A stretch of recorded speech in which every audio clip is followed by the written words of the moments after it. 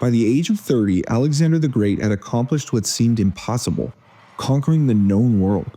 His empire stretched from Greece to India, encompassing diverse cultures and uniting vast territories under his rule.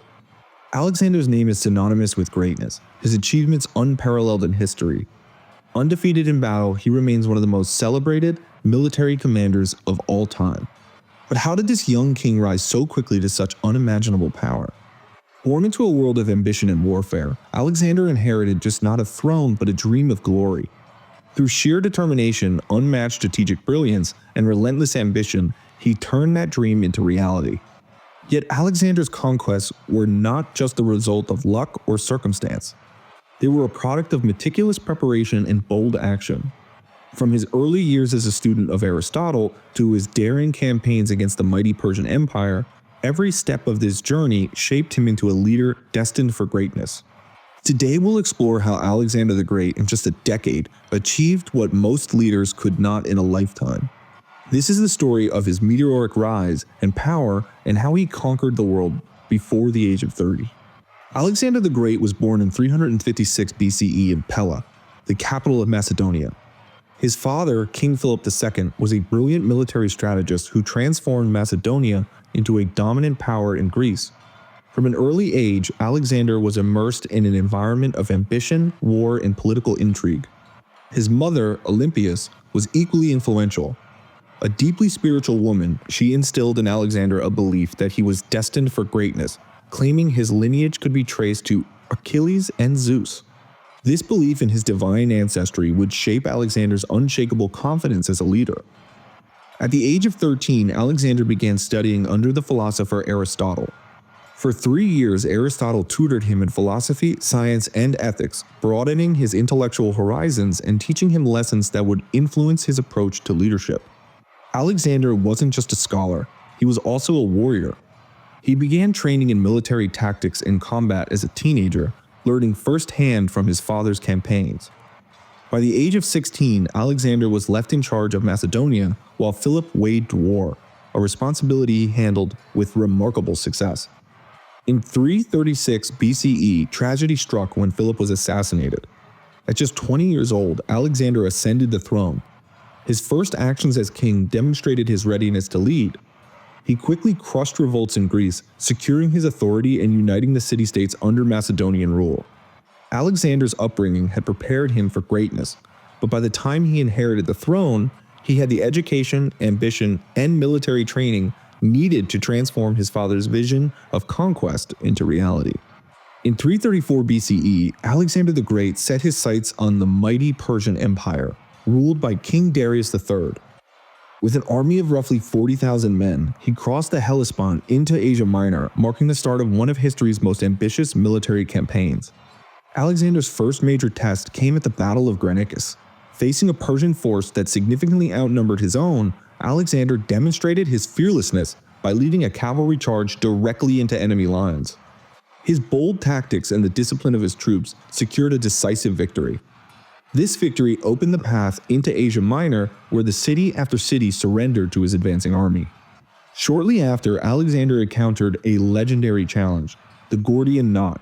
An ancient prophecy claimed that whoever united the knot would rule Asia. Alexander, unwilling to waste time, cut through the knot with his sword. This act symbolized his pragmatic approach to leadership and his belief in decisive action over tradition. The following year, Alexander faced King Darius III at the Battle of Issus. The Persian army vastly outnumbered Alexander's forces, but his superior tactics turned the tide. By pinning the Persian army against a river and exploiting their disorganized lines, Alexander secured another stunning victory. During the battle, Darius fled, abandoning his family, whom Alexander treated with respect. This act not only demoralized the Persian forces, but also won Alexander a reputation for magnanimity. Alexander's conquest continued with the famous siege of Tyre in 332 BCE. A fortified island city seemed impenetrable. Undeterred, Alexander ordered the construction of a massive causeway to connect the island to the mainland.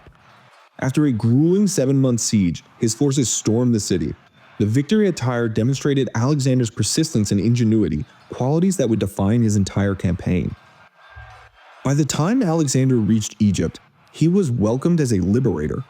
There, he founded the city of Alexandria, which would become a center of learning and culture for centuries. He also visited the Oracle of Amun at Siwa, where priests allegedly confirmed his divine lineage. This reinforced Alexander's belief in his destiny to rule the known world.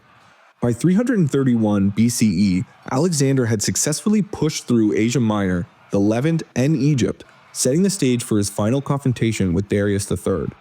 His early victories demonstrated not only his unmatched military genius, but also his ability to inspire loyalty and outthink his opponents.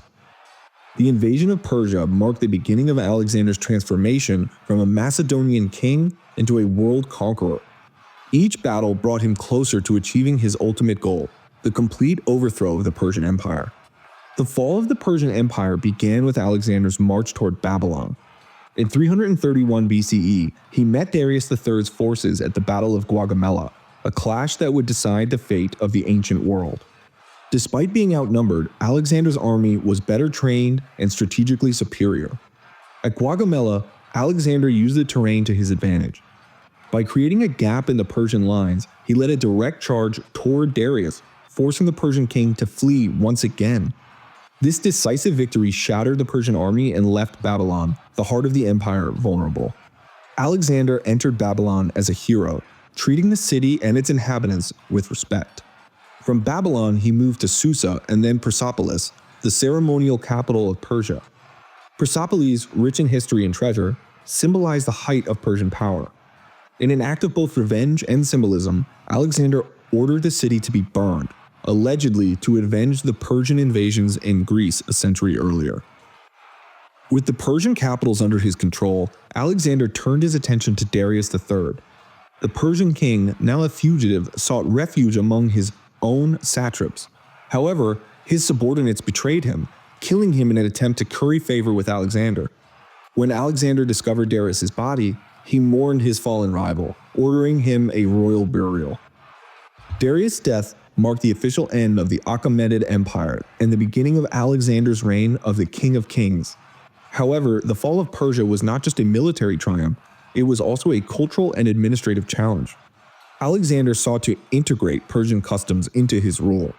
He adopted Persian dress and court rituals, actions that alienated some of his Macedonian followers. Additionally, he encouraged intermarriage between his soldiers and Persian women, believing this would unify his empire.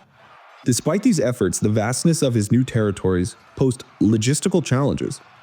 Governing such a diverse empire required both military force and diplomacy. To secure his rule, Alexander founded cities throughout his territories, spreading Greek culture and establishing administrative hubs.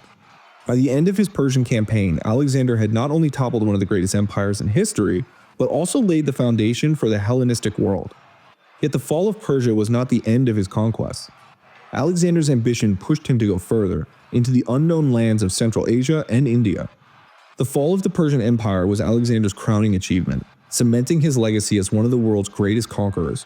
However, it foreshadowed the challenges he would face in maintaining control over such an expansive and diverse empire. After the fall of Persia, Alexander the Great turned his attention to the east. His next campaign took him into Central Asia, a region of harsh terrain and fierce resistance. Here, Alexander faced guerrilla warfare from local tribes, forcing him to adapt his strategies to maintain control. One of his key victories came at the Battle of Sogdian Rock, a seemingly impregnable fortress in modern-day Uzbekistan. Alexander's troops scaled the cliffs, under the cover of darkness, surprising the defenders and securing a crucial win. To consolidate his hold over the region, Alexander founded cities such as Alexandria, Eshate, spreading Greek culture and creating administrative hubs. But his ambition didn't stop there.